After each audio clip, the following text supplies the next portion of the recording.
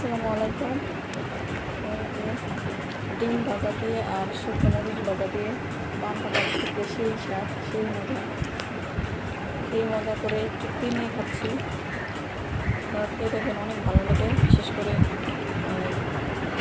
দুপুরবেলা গরমের দিনে দুপুরবেলা পান্তা ভাত দিয়ে ডিম ভাজা, শুকনো মরিচ ভাজা খুবই ভালো লাগে।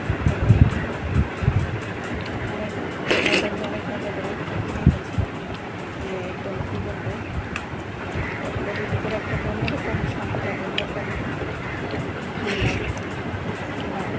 ভালো লাগে।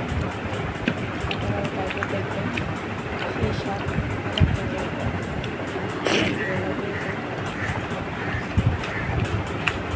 পান্তা ভাত দিয়ে ডিম ভাজা আর শুকনো মরিচ ভাজা একসাথে খাওয়া অসাধারণ। আপনারা খেয়ে দেখবেন, আমার কাছে অনেক ভালো লাগছে। আপনারা দেখবেন কেমন লাগে, আমার একটা বিশ্বাস আমাদের আপনারা ট্রাই করে দেখেন, খেয়ে দেখেন। অনেক মজা, অনেক মজা, অনেক মজা করে অনেক